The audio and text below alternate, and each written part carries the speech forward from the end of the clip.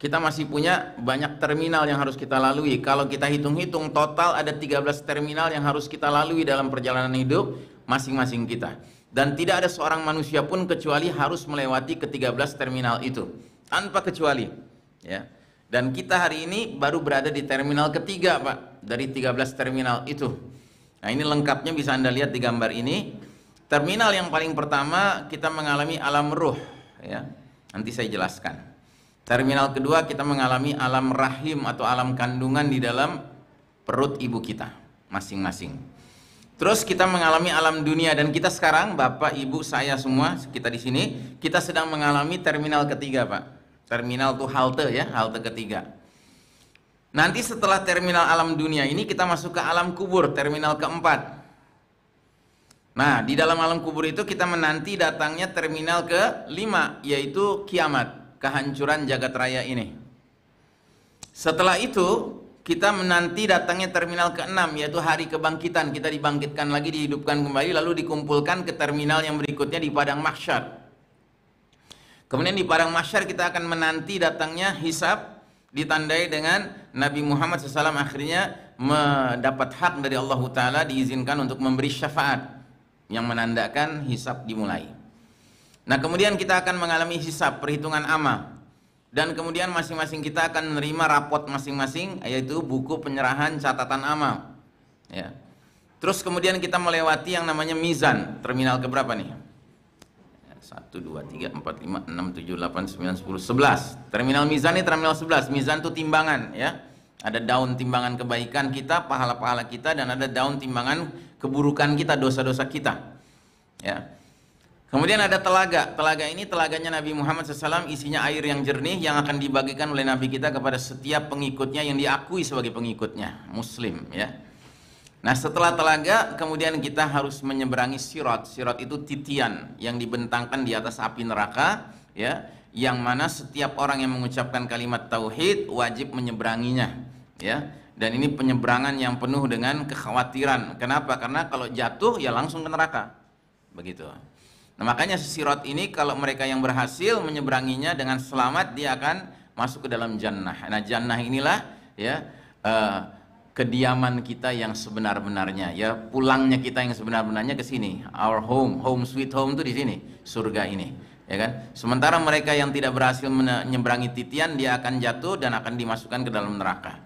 Dan kaum muslimin masuk neraka dibagi dua. Ada yang masuk nerakanya selama-lamanya, wa na'udzubillahi min dzalik, dan ada yang masuk nerakanya artinya sampai batas waktu tertentu yang Allah Ta'ala pandang sudah selesai, terbakar habis semua dosanya, maka dia berhak dipindahkan ke dalam surga.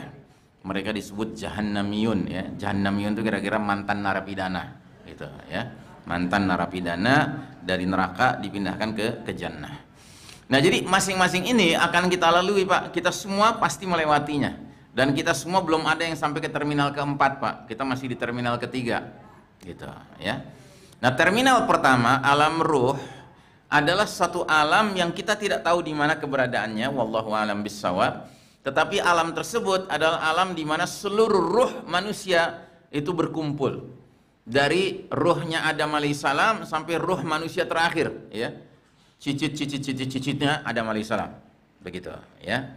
Nah, kemudian dari mana kita tahu bahwa ada alam ruh ini? Dari Allah. Allah menjelaskan di surat Al-A'raf ayat 172. Kata Allah Ta'ala, wa idh akhadha rabbuka min bani adama min zuhurihim dzurriyyatahum wa ashhadahum ala anfusihim alastu bi rabbikum. Dan ingatlah ketika Rabbmu Allah Ta'ala mengeluarkan dari sulbi tulang belakang anak cucu Adam keturunan mereka, dan Allah Ta'ala mengambil kesaksian terhadap ruh-ruh mereka seraya berfirman, bukankah aku ini Rabb kalian? Jadi seluruh kita waktu itu di alam ruh ditanya, ya, dan seluruh Pak, ya, ya semua hadir waktu itu. Adi hadir, ya kan? Kemudian apa namanya? Semua teman-teman di sini hadir, ya, ibu-ibu hadir, ya kan? Bahkan Joe Biden hadir, Putin hadir, ya, Netanyahu hadir, ya, Namrud hadir, Fir'aun hadir, Dajjal hadir, ya kan? Ruh-ruhnya semua.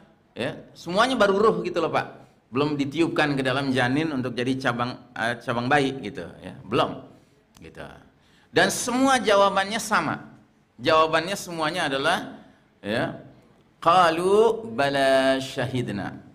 Mereka para ruh-ruh itu menjawab ketika ditanya Allah, bukankah aku Rabb kalian? Maka mereka menjawab, benar, betul, engkau Rabb kami, kami bersaksi. Ya. Nah, kenapa kejadian ini diabadikan di dalam Al-Quran, dijelaskan di dalam Al-Quran?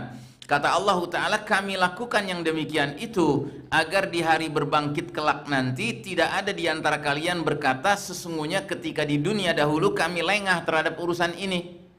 Begitu, ya. Jadi Masya Allah, kita umat Islam ini harus bersyukur karena kitab kita Al-Quranul Karim menjelaskan adanya peristiwa di alam arwah ini, Pak, alam ruh ini.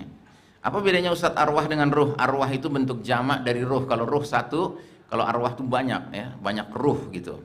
Nah, jadi di alam arwah itu semua kita tanpa kecuali telah menjawab bahwa benar, ya Allah, engkaulah Rabb kami. Dengan kata lain, semua manusia yang lahir ke dunia ini pada hakikatnya punya modal untuk mengenal siapa Rabbnya, Allah Subhanahu wa Ta'ala. Ya. Makanya ada hadis mengatakan, kullu mauludin yuladu alal fitrah. Tiap anak yang lahir dalam keadaan fitrah, suci, murni, nggak ada dosanya. Jadi kita nggak mengenal yang namanya konsep dosa turunan, dosa warisan, nggak ada. Ya.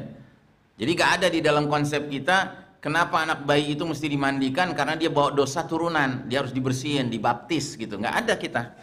Tapi kalau dalam Kristen kan begitu. Ya, karena apa? Karena dianggap bahwa Adam alaihissalam itu berdosa dan kemudian dosa itu nurun gitu.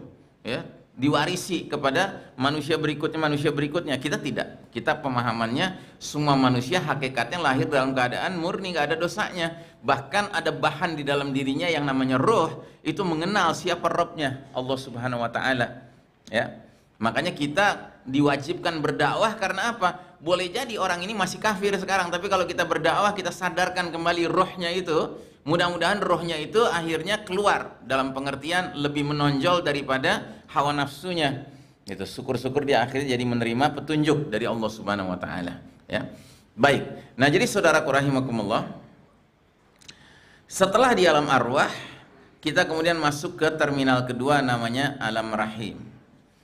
Alam rahim siapa? Alam rahim ibu kita masing-masing. Ya. Tidak ada manusia yang lahir kecuali dia berasal dari rahim ibunya, kecuali Adam alaihissalam dan Hawa alaihassalam. Ayah bunda kita tidak mengalami itu. Ya. Tetapi selain daripada itu, semuanya pasti mengalami berada di alam rahim. Termasuk yang nggak punya ayah. Seperti Isa alaihissalam, walaupun dia nggak punya ayah, tapi dia lahir dari rahim Maryam alaihassalam, ya, ibunda Maryam. Nah, jadi di alam rahim sama posisi kita seperti di alam ruh. Kita nggak berdaya, nggak bisa ngapa-ngapain. Kita cuma terima sepenuhnya apa yang sudah diskenariokan Allah Ta'ala. Dan dalam hal ini di alam rahim kita diskenariokan untuk menerima rezeki lewat plasenta ibu kita. Ya, dari situlah nutrisi makanan datang kepada kita. Kita bisa tumbuh berkembang. Ya, sampai akhirnya usia matang, ya, sampai kepada apa istilahnya itu kalau di bidan tuh HPL, ya, HPL apa HLP? HPL, ya, hari perkiraan lahir, ya. Rata-rata 9 bulan 10 hari, walaupun ada yang kurang, ada yang lebih gitu. Tapi yang jelas di dalam hadis dikatakan bahwa ketika dalam kandungan ibu kita masing-masing kita berusia 4 bulan, ya, atau 120 hari, datanglah malaikat meniupkan ruh. Nah, tadi itu dari alam ruh tadi ditiupkan ke dalam, ya, bayi yang ada di dalam rahim seorang ibu pada usianya 4 bulan 120 hari. Dan bersamaan dengan ditiupkan ruh, kemudian ditetapkan beberapa takdirnya, takdir rezekinya, takdir umurnya, takdir kematiannya, takdir jodohnya, kemudian juga takdir apa namanya, senangnya dan susahnya, senangnya atau sengsaranya. Para sahabat bertanya, apa itu takdir senang dan sengsara ya Rasulullah? Kata Nabi, takdir senang artinya takdir bahwa dia masuk surga. Takdir sengsara artinya dia ditakdirkan masuk neraka. Terus sahabat bertanya, ya Rasulullah, kalau memang sudah ditakdirkan masuk surga neraka, lalu buat apa kita beramal? Ya, kata Nabi, beramallah kalian karena setiap orang akan beramal mengikuti takdirnya masing-masing. Begitu. Ya. Nah, alhamdulillah kita umat Islam diajarkan bahwa takdir Allah Ta'ala itu, ya, hendaknya kita harapkan adalah takdir yang baik, ya. dan kita punya hak untuk memohon kepada Allah takdir yang baik, ya. Dan tidak mungkin seseorang itu mendapat takdir yang baik kalau dia tidak memiliki apa yang disebut dengan husnuzon billah, sangka baik kepada Allah Ta'ala. Ya, sebab dalam sebuah hadis qudsi Nabi Muhammad SAW bersabda bahwasanya Allah Ta'ala berfirman, ana inda zanna abdi bi, aku mengikuti persangkaan hambaku kepada diriku. Kalau hambaku bersangka baik kepadaku, maka aku pun menjadi baik bagi dia. Kalau hambaku bersangka buruk kepadaku, maka aku pun jadi buruk bagi dia. Ya, makanya si iblis itu adalah makhluk yang paling suuzon kepada Allah Ta'ala, ya, yang paling buruk sangka kepada Allah Ta'ala. Makanya dia akan mendapatkan keburukan di akhirat nanti. Ya, bayangkan, masa dia mengatakan, ya Allah, karena engkau sudah menghukumi aku sesat, nah, kan gitu. Dia nyalain Allah, kan? Dia nyalain Allah. Gitu. Maka aku akan sesatkan Bani Adam sebanyak-banyaknya. Gitu. Jadi motivasi dia menyesatkan kita karena dia menyalahkan Allah, bahwa Allah menyesatkan dia. Na'udzubillahi min dzalik. Nah, jadi saudaraku rahimakumullah, di alam rahim kita pun tidak berdaya. Ya, di alam ruh kita nggak berdaya, di alam rahim kita nggak berdaya. Nah, setelah itu pada HPL, ya, hari diperkirakan kita lahir, lahirlah kita, maka kita masuk ke terminal ketiga alam dunia ini. Nah, di alam dunia inilah baru kemudian kita mendapatkan hak freedom of choice, kebebasan untuk memilih mau jadi hamba Allah yang taat atau menjadi hamba Allah yang maksiat, yang durhaka, yang menentang Allah Subhanahu wa taala. Silahkan. Ya, itu sepenuhnya adalah hak kita untuk memilih. Yang tidak punya hak memilih adalah akibatnya. Kalau memilih jalan keimanan, ya jangan sekali-kali merasa nggak perlu dengan surga. Pasti kalau menempuh jalan iman dengan penuh kesungguhan, akibatnya Allah akan memasukkan dia sebagai balasan kebaikannya ke dalam jannah. Sebaliknya, kalau orang memilih jalan kekufuran lalu berharap bisa masuk surga, itu pun nggak mungkin. Kenapa? Kalau dia milih jalan kekufuran, berarti dia memilih jalan setan. Sedangkan setan itu, ya, ujung akhirnya adalah masuk ke dalam neraka api yang menyala-nyala. Begitu. Sebagaimana firman Allah dalam surat Fatir, kan? Inna syaitana lakum aduwwun fattakhidhuhu aduwah. Sesungguhnya syaitan itu bagi kalian adalah musuh, maka perlakukanlah dia sebagai musuh. Innama yad'u hizbahu liyakunu min ashabis sa'ir. Sesungguhnya syaitan-syaitan itu hanya mengajak partainya untuk menjadi penghuni neraka yang menyala-nyala. Ya, jadi barang siapa yang mengikuti jalannya syaitan, hakikatnya dia menjadi hizbus syaitan, menjadi bahagian dari partai syaitan, ya, pasti akan berakhir bersama-sama dengan syaitan, yaitu berada di dalam api yang menyala-nyala, as-sa'ir, ya, api yang menyala-nyala. Nah, jadi di dunia ini Allah abadikan di surat Al-Kahfi ayat 29, ya, bukan 30-an, ya, maaf, tadi saya bilang ayat 30-an, ternyata ayat 29. Allah mengabadikan dalam firman-Nya, wa qulil haqqu mir rabbikum faman syaa'a falyu'min wa man syaa'a falyakfur. Dan katakanlah, kebenaran itu datangnya dari Allah Rabb kalian. Barang siapa menghendaki beriman, hendaklah dia beriman, dan barang siapa menghendaki kafir, biarlah dia kafir. Ya, jadi milih iman, milih kafir itu sepenuhnya hak kita, Pak. Ya. Atau di dalam surat Asy-Syams, ya, digambarkan fa'alhamaha fujuraha wa taqwaha. Maka Allah Ta'ala ilhamkan kepada manusia, kepada diri kita masing-masing ini, jalan fujur, kejahatan, dan jalan taqwaha, ketakwaan. Jadi ada dua jalan, ya, kita diberikan kebebasan memilih, mau pilih jalan fujur, ya, kejahatan, atau jalan takwa.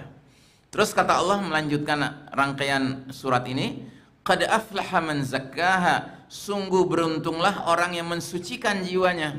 Orang yang mensucikan jiwa itu berarti memilih jalan takwa. Ya, jadi dia sadar bahwa jiwanya ini rentan mengalami polusi, mengalami kekotoran, ya, mengalami kerusakan atau kelemahan. Maka dia setiap kali merasa bahwa jiwanya sudah mulai kotor, ya kan, dia bersihkan lagi, dia sucikan lagi, ya kan. Nah, orang yang seperti ini, kata Allah Ta'ala, qad aflaha, sungguh beruntung, ya, orang yang mensucikan jiwanya. Wa qad khaba man dassaha, tapi sebaliknya sungguh merugi orang yang mengotorinya. Jadi yang membiarkan jiwanya itu kena polutan, kotoran-kotoran, dan nggak pernah berpikir untuk mensucikannya. Padahal makin dia tinggal di dunia tanpa peduli dengan mensucikan jiwanya, makin kotor jiwanya. Begitu. Karena yang ada di dunia ini adalah banyak hal-hal yang mengotorinya, yang menjadi polutan kepada jiwanya, ya. Nah, jadi kita diberikan kebebasan penuh untuk memilih jadi orang yang rajin mensucikan jiwa atau orang yang membiarkan jiwanya kotor, ya. Nah, ini pilihan ada di tangan kita masing-masing. Dan mereka-mereka yang memilih jiwanya untuk dibersihkan, disucikan, dia akan mendapatkan status yang disebut dengan nafsul mutmainnah, jiwa yang tentram, ya. Sementara mereka-mereka yang membiarkan jiwanya kotor, ya kan, itu punya dua kemungkinan. Kalau kotornya nggak kotor-kotor amat, disebut nafsul lawamah, ya. Jiwanya sekaligus khalifah pertama Abu Bakar Siddiq, wafat 63. Sahabat terdekat berikutnya yaitu Umar bin Khattab, sekaligus khalifah yang kedua, wafat usia 63. Qadarullah, ya. Nah, kita tidak tahu jatah kita berapa. Tapi Nabi sudah mengatakan umur umat Islam itu rata-rata 60 sampai 70. Ya, makanya barang siapa yang sudah mulai memasuki usia 60-an, ya kan, dia sudah harus sadar. Jadi satu harinya akhirat itu 1000 tahunnya dunia. Jadi 24 jamnya akhirat itu 1000 tahunnya dunia, ya. Kalau umur kita antara 60 sampai 70, ya kan, berarti rata-rata kita hidup di dunia ini cuman 1,5 jam di akhirat, ya kan? Karena 1000 dibagi 24 kira-kira berapa? 50, ya kan? Setengahnya berapa? 25, 75 gitu, ya. Ya, 60, 75 begitu, ya. Jadi sebentar sekali kita di dunia ini. Tapi yang sebentar itu sangat menentukan di terminal-terminal berikutnya bagaimana nasib kita. Makanya sampai diibaratkan oleh Allah Ta'ala bahwa dalam konteks demi waktu malam gitu, ya. Tapi wal asri terjemahannya demi waktu. Padahal kan mestinya demi waktu asar, ya kan? Tapi kenapa kok wal asri demi waktu? Karena umat Muhammad SAW, umat akhir zaman ini itu ibarat usianya itu berada di waktu asar sampai menjelang matahari terbenam, begitu, ya. Kita ini umat waktu asar, begitu. Jadi seluruh waktu kita ini pada dasarnya waktu asar aja. Sejak Nabi diutus sampai kiamat terjadi itu waktu asarnya, ya, umat manusia. Baik, nah jadi saudaraku rahimakumullah, karenanya saya ingatkan diri saya dan kita bersama, marilah kita tidak menyia-nyiakan waktu, karena di terminal ketiga inilah satu-satunya kesempatan kita untuk cerdas memilih pilihan yang bebas tadi itu, ya. Memilih beriman bebas, memilih kafir juga bebas. Tetapi kalau kita berakal sehat, tentunya kita ingin selamat di akhirat nanti. Dan kalau ingin selamat, ya tentunya kita memilih dengan cerdas, yaitu jalan keimanan, jalan ketakwaan, ya, bukan jalan kejahatan dan bukan jalan kekufuran. Nah, setelah alam dunia, kita memasuki terminal keempat, namanya alam kubur, ya. Di alam kubur ini kita kembali lagi menjadi seperti di alam arwah dan di alam rahim, yaitu tidak berdaya. Kita nggak punya kemampuan apa-apa di alam kubur. Kita terima aja, dan kita akan menerima sesuatu berbanding lurus dengan apa yang kita kerjakan di dunia. Kalau yang kita kerjakan jalan iman, jalan ketakwaan, maka di alam kubur kita banyak merasakan kenikmatan. Tapi kalau yang kita pilih jalan kejahatan, jalan kekufuran, ya di alam kuburnya yang dialami adalah siksaan. Karena cuman itu aja dua pilihannya. Orang tinggal di alam kubur atau mengalami nikmat kubur atau mengalami siksa kubur. Dan seorang sahabat, yaitu Sayyidina Utsman bin Affan radhiyallahu anhu, pernah suatu hari dilihat oleh beberapa sahabat berada di atas makam seseorang di sebuah areal pemakaman, sedang menangis terseduh-seduh sampai jenggotnya basah kuyup, ya. Nah, sahabat-sahabat ini majlisul buka, majelis orang yang bertangis-tangisan, ya, karena Nabi itu kalau menggambarkan surga, menggambarkan neraka itu benar-benar penggambaran yang penuh penghayatan, dan itu mempengaruhi hati para sahabat, ya. Kami lihat engkau menangis juga di majlisul bukanya Rasul, tetapi nggak pernah kami melihat engkau menangis seperti ini. Apa yang terjadi wahai Sayyidina Utsman? Akhirnya kata Utsman, innal qabra awalu manzilin min manazilil akhirah. Sesungguhnya alam kubur adalah terminal pertama dari terminal-terminal alam kehidupan akhirat, ya. Fa in naja minhu fama ba'dahu aisaru min. Apabila seseorang di dalam alam kuburnya merasakan keselamatan, kenikmatan, maka setelah alam kubur itu terminal-terminal berikutnya akan lebih mudah, begitu. Tapi sebaliknya, wa illam yanju minhu fama ba'dahu asyaddu min. Sebaliknya, bila dia tidak selamat darinya, jadi di alam kuburnya dia merasakan siksaan, azab, ya kan? Maka sesudahnya terminal-terminal berikutnya lebih sulit lagi. Gitu. Jadi itu yang membuat Utsman menangis sedemikian rupa. Bahkan kemudian Utsman mengutip sabda Nabi yang mengatakan, "Ma ra'aitu manzaran qat illa al-qabru afdahu min." Aku tidak pernah melihat suatu tempat yang lebih mengerikan daripada pekuburan. Ya, maksudnya apa? Maksudnya tempat itu adalah tempat banyak orang mengalami siksaan. Ya, nauzubillahi min dzalik ya. Dan alhamdulillah kita pernah didoakan oleh Nabi agar umatnya berhak mendengar suara-suara di bawah tanah, tetapi ternyata nggak dikabulkan sama Allah Ta'ala. Kata Nabi, ya Allah tidak mengabulkan karena khawatir tidak ada seorang muslim pun mau mengurus jenazah saudara muslimnya kalau seandainya kita bisa mendengar suara di bawah tanah, ya, karena suaranya itu mengerikan, Pak. Suara orang-orang yang sedang kesakitan, teriak sejadi-jadinya karena siksaan yang dialaminya di alam kubur, ya. Nah, jadi saudaraku rahimakumullah, kita semua akan masuk ke terminal keempat ini, ya. Kemarin ada kawan saya, tetangga sekaligus juga kawan dari tahun 80-an, ya, dipanggil Allah Subhanahu wa taala, ya. Dia sudah pindah terminal. Saya masih di terminal 3, dia sudah di terminal keempat. Kita nggak tahu jadwal kita pindah terminal ini kapan. Tapi yang pasti, ya, kematian itu hak, ya, benar adanya, ya. Nah, jadi saudaraku rahimakumullah, di alam kubur ini manusia atau penghuninya cuma mengalami dua kemungkinan. Mereka-mereka yang merasakan kenikmatan alam kubur, mereka akan diperlihatkan setiap pagi dan sore calon tempat tinggalnya di surga. Lengkap rumahnya dengan isinya berupa perabot maupun berupa penghuninya, yaitu keluarga dia yang sama-sama dengan dia beriman tentunya, ya. Nah, pemandangan itu dia tahu ini pemandangan tempat tinggalnya kelak di akhirat nanti di surga. Dan dia ingin sekali untuk ke situ sesegera mungkin. Cuman dia tahu bahwa ada penghalang antara dirinya dengan tempat itu. Penghalangnya itu adalah peristiwa kiamat. Gitu. Kalau kiamat belum terjadi nggak mungkin bisa ke sana. Maka si penghuni yang merasakan nikmat kubur setiap pagi dan sore diperlihatkan gambaran tadi, dia doanya cuma satu, Rabbi aqimis sa'ah hatta arji'a ila ahli wa mali. Ya Rabbku, segerakanlah datangnya hari kiamat agar aku bisa berkumpul dengan keluargaku dan hartaku. Masya Allah, ya. Sebaliknya mereka-mereka yang mengalami siksa kubur, setiap pagi dan petang diperlihatkan tempat tinggalnya kelak di neraka. Dan dia sangat ngeri ngelihatnya. Dan dia tahu itu tempat tinggal dia nantinya. Dan dia tahu juga antara dia dengan tempat itu ada pembatas, yaitu peristiwa kiamat. Maka doa dia cuma menanamkan dalam diri kita keyakinan akan hal-hal seperti ini. Ya, di antaranya di dalam doa panjang itu ada kalimat antal haqqu, wahai Allah engkaulah yang maha benar. Antal haqqu wa wa'dukal haqqu, janjimu benar. Wa qauluka haqqun, ucapan-ucapanmu itu benar. Wal jannatu haqqun, surga itu benar. Wan naru haqqun, neraka itu benar adanya.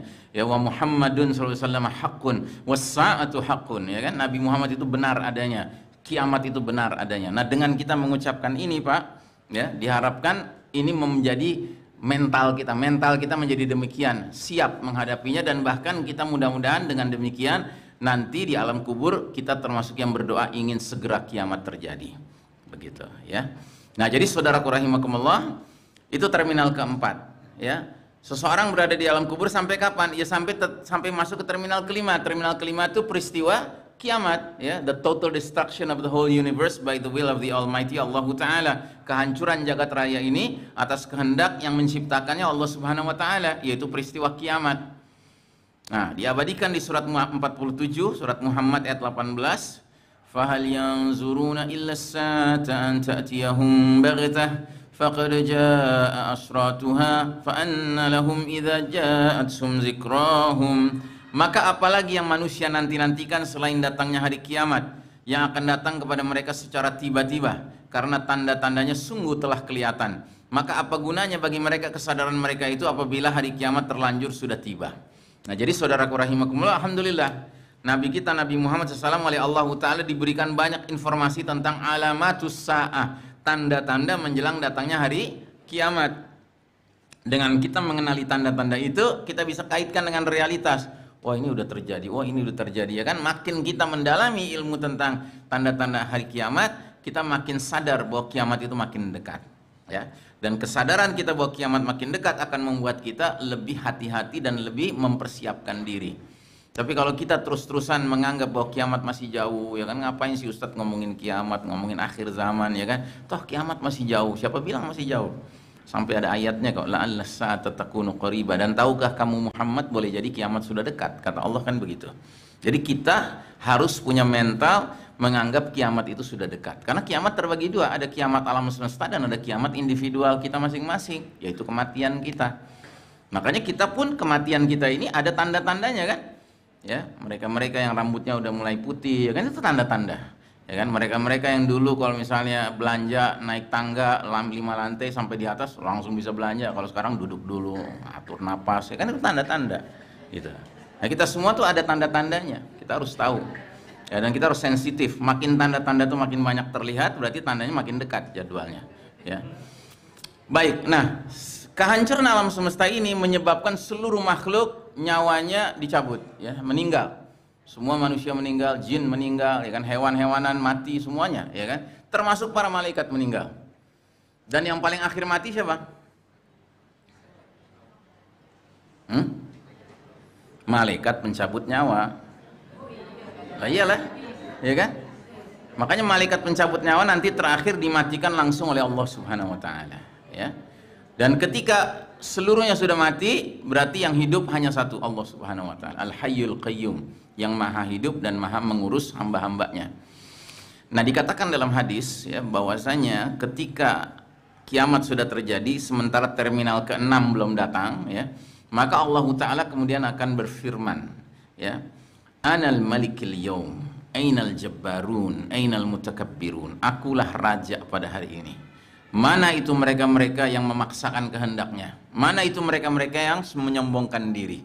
Ya, maksudnya Allah bertanya, mana itu mereka-mereka yang merasa berkuasa dulu di dunia, bisa memaksakan kehendak, bisa berlaku sombong? Ya, mana itu Namrud? Mana itu Firaun? Mana itu Dajjal? Gitu, ya kan?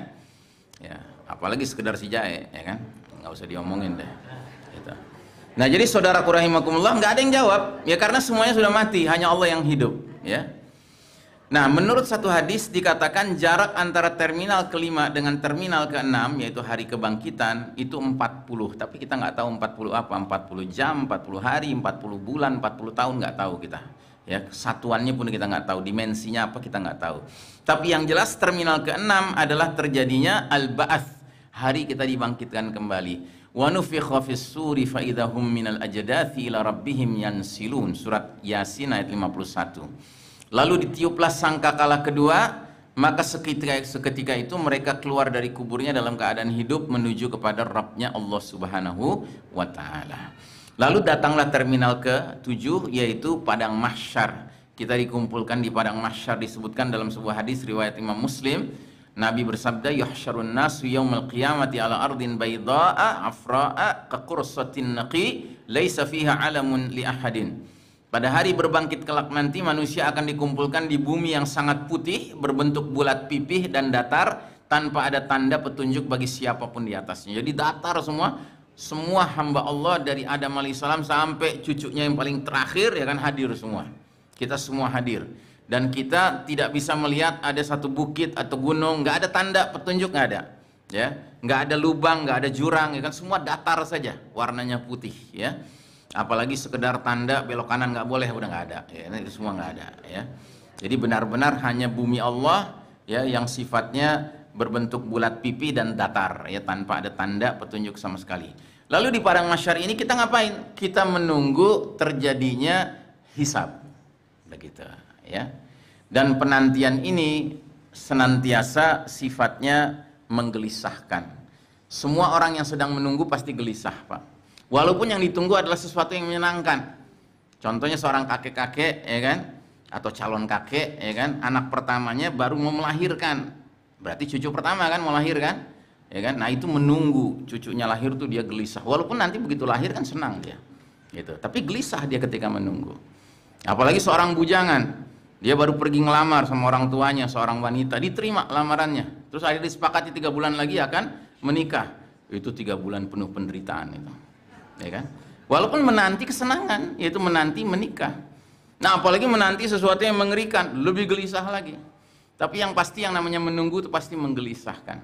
Makanya para sahabat lebih gelisah lagi ketika Nabi mengatakan bahwa di padang mahsyar kita akan menunggu terjadinya proses hisab selama 50.000 tahun. Jadi menunggu 50.000 tahun. Makanya para sahabat langsung bertanya, khamsina alfah ya Rasulullah, khamsina alfah sanah ya Rasulullah, 50.000 tahun ya Rasulullah. Nabi langsung menangkap kegelisahan para sahabat, sehingga dihibur sama Nabi. Adapun bagi orang beriman, penantiannya cukup seperti menanti satu kali waktu sholat waktu di dunia. Masya Allah Ta'ala. Ya, berapa lama itu kita menunggu satu waktu kali sholat, satu kali waktu sholat? Ya kira-kira misalnya kita di hari Minggu nggak lagi ngantor, tiba-tiba terdengar suara azan zuhur, ya kan? Ya, maka kita pergi ke toilet, kita wudhu, ya kan? Terus kemudian kita jalan ke masjid, kemudian kita sholat qobliyah, kemudian kita menunggu qomat, terus qomat berkumandang, kita sholat bersama imam dan jamaah. Selesai itu kita wirid, kemudian kita sholat ba'diyah, ya. Terus kita jalan pulang ke rumah. Total mungkin setengah jam. Masya Allah, ya. Jadi orang beriman menantinya nggak perlu sampai 50.000 tahun, tapi tentunya orang beriman yang sholat, ya kan? Dan sholatnya ke masjid. Gitu. Nah makanya kita harus membiasakan diri kita, terutama sebagai muslim laki-laki, ya kan, sholatnya 5 waktunya ya di masjid, ya di rumah Allah Subhanahu Wa Taala, karena panggilannya untuk kita, ya. Jadi setiap kita mendengar panggilan azan itu ibaratnya kita harus mengingat bahwa ini boleh jadi panggilan terakhir, ini boleh jadi panggilan terakhir, ya. Karena yang manggil Allah, ya pada dasarnya kita ini pulang ke Allah itu, meninggal itu adalah kita dipanggil oleh Allah Subhanahu Wa Taala. Nah baik, jadi di padang mahsyar karena gelisah menunggu, akhirnya mulailah umat manusia mencari-cari kira-kira siapa ini orang yang bisa kita andalkan untuk bisa mengajukan proposal ke Allah agar hisab dimulai. Maka didatangilah ayahanda kita bersama, Adam alaihis salam. Ya, mereka minta kepada Adam, wahai Adam, ayah kami, mintalah kepada Allah agar hisab dimulai. Nggak apa-apa lah, terserah putusannya apa, masuk neraka kayak apa kayak, pokoknya udah nggak tahan nih nunggu gitu. Kata Adam alaihissalam, nggak bisa, aku nggak mungkin bisa mengajukan permintaan itu karena aku sendiri sibuk dengan dosaku. Aku telah terjebak oleh iblis, aku memakan dari pohon yang terlarang untuk didekati. Carilah Nabi Nuh, coba minta sama Nabi Nuh. Maka carilah Nabi Nuh, ketemu Nabi Nuh. Nabi Nuh juga menolak dengan alasan Nabi Nuh sibuk sedang memohon ampunan Allah atas dosanya yang tidak bisa dia lupakan. Nabi Nuh dosanya apa? Dia pernah berdoa agar Allah hancurkan sebinasa-binasanya kaum kafir, ya, dari muka bumi ini, ya. Dia merasa doanya itu termasuk doa yang menunjukkan ketidaksabaran, begitu. Dia sibuk dengan memohon ampun Allah akan dosa yang satu itu. Kata dia, cobalah kalian datangi Ibrahim. Mereka datangi Nabi Ibrahim alaihissalam. Ternyata Nabi Ibrahim juga sedang sibuk memikirkan dosanya. Nabi Ibrahim mengatakan, aku pernah berdusta 3 kali di 3 tempat yang berbeda, ya kan? Aku sibuk mohon ampun Allah atas dosa ini. Coba kalian datangi Nabi Musa. Maka mereka datangi Nabi Musa. Ternyata Nabi Musa alaihissalam juga sedang sibuk memikirkan dosanya, yaitu dosanya pernah membunuh seorang Koptik Mesir, ya. Dia bilang, kalian pergilah ke Nabi Isa alaihissalam. Pergilah mereka ke Nabi Isa alaihissalam. Nabi Isa alaihissalam pun mengatakan hal yang sama. Kalian datangilah Nabi Muhammad SAW. Nah akhirnya Nabi Muhammad SAW ketika didatangi, ya, manusia berkata, ya Nabi Allah Muhammad, engkaulah Rasulullah, engkaulah khataman nabiyyin, Nabi terakhir, dan Allah telah memberi ampunan kepadamu atas dosa yang telah lalu dan yang akan datang. Mintalah syafaat untuk kami kepada Rabbmu, kepada Allah Ta'ala. Tidakkah engkau lihat kondisi kami? Maka Nabi menjawab, ana li syafa'ah, aku untuk syafaat. Aku memang orangnya yang bisa memohon syafaat kepada Allah Ta'ala.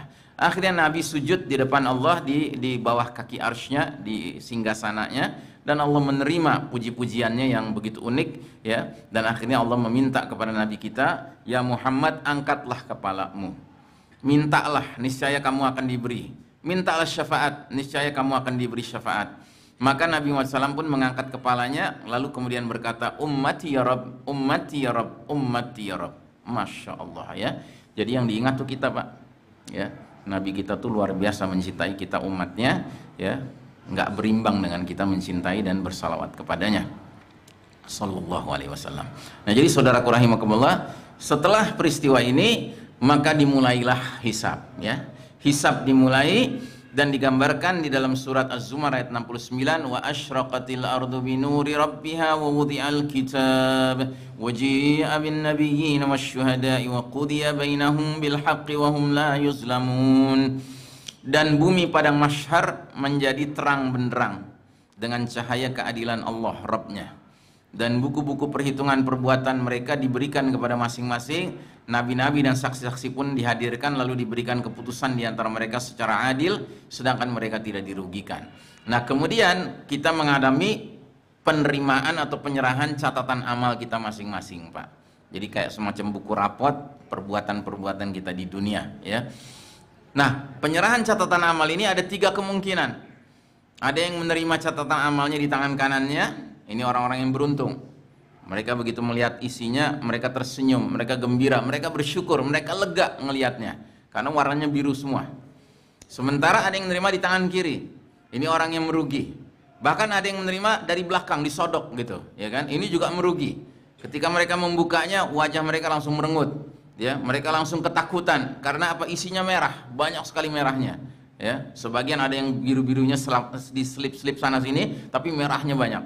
Itu bahkan ada yang merah semua. Ya, nah ini orang-orang yang merugi, orang-orang yang sangat menyesal, ya, tapi sudah tidak bisa berbuat apa-apa lagi, ya, tidak bisa merubahnya lagi. Nah, kemudian terminal ke-11 adalah mizan. Mizan itu timbangan, ya, daun timbangan pahala dan daun timbangan dosa.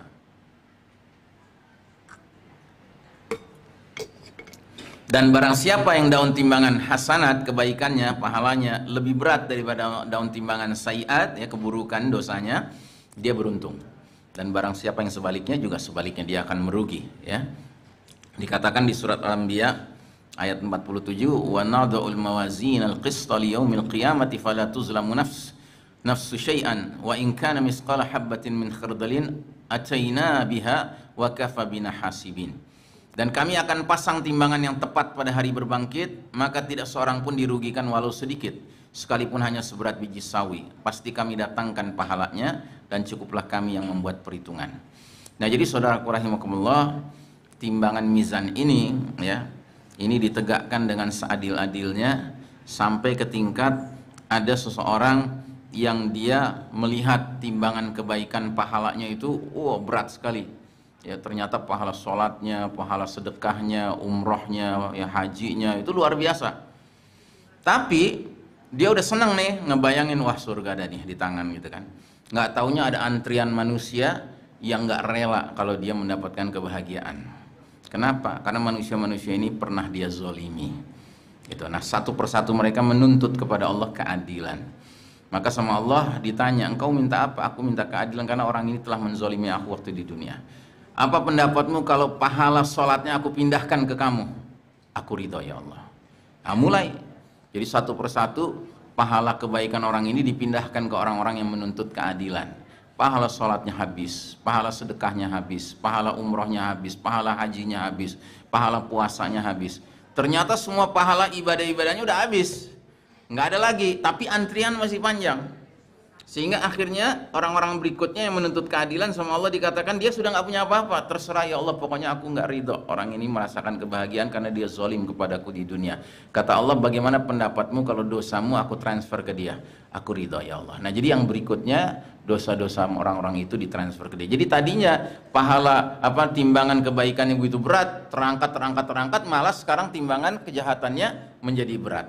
Dan orang ini merugi, ya, na'udzubillah min dzalik. Kata Nabi, itulah hakikat muflis. Muflis itu artinya orang yang bangkrut. Jadi orang bangkrut itu bukan orang yang gagal bisnis di dunia sampai modalnya habis, ya, ludes, bukan. Tapi orang yang bangkrut itu nanti di hari berbangkit, dia sudah mengira pahalanya begitu banyak, dia bakal masuk surga, nggak taunya karena dia syatama hadza wa syatama hadza, kerjanya mencaci si ini, melaknat si ini, ya kan, menyakiti si ini, menzolimi si anu, ya kan, maka akhirnya, ya, pahala-pahala dia itu dipindahkan, bahkan dosa-dosa mereka dipindahkan ke dia. Ya, na'udzubillah min dzalik. Nah, setelah itu ada terminal ke-12 namanya Telaga Rasulullah Muhammad SAW. Semua nabi punya telaganya, tapi telaganya Nabi Muhammad paling besar. Ya, karena umatnya paling banyak, ya.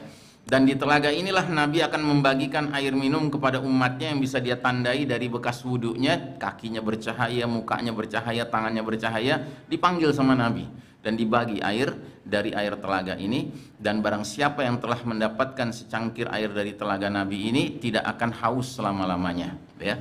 Nah, tapi ada 2 jenis muslim yang tidak berhak menerima air dari telaga Nabi. Kelompok pertama adalah mereka yang begitu Nabi lihat dari kejauhan, Nabi panggil, sini, sini, sini. Sama malaikat dihalau, nggak boleh mendekat. Sehingga Nabi bertanya, itu umatku. Kata malaikat, tapi engkau tidak tahu ya Muhammad, setelah engkau wafat mereka merubah agamamu. Ya, jadi mereka bikin ajaran-ajaran atas nama Islam tapi bukan Islam. Misalnya sholat Idul Fitrinya berjarak gitu kan, ada kursi gitu kan. Terus soft laki perempuan dijadiin satu, ya kan, yang kayak gini nggak bakal dapat air dari telaga Nabi gitu. Nggak usah ketawa ya, karena kemarin kita juga sebagian ada yang doyan gitu sholat berjarak gitu, ya kan. Ini kan bukan ngomongin yang enoh doang ya kan, yang al itu gitu, bukan gitu. Kita ngomongin siapa aja kalau beribadah dengan cara yang ngarang-ngarang, ngadi-ngadi gitu kan, pada hakikatnya nggak berhak menerima air dari telaga Rasulullah SAW. Terus kelompok kedua, mereka-mereka yang digambarkan oleh Nabi, kelak nanti sesudahku akan ada umaro, amir-amir, penguasa-penguasa, pemimpin-pemimpin yang barang siapa mendekati mereka, membenarkan dusta mereka, bahkan ikut mendukung kezaliman mereka, falaysa minni, dia bukan bagian dariku, dan aku bukan bagian dari dia, dan dia tidak berhak mendekati telagaku.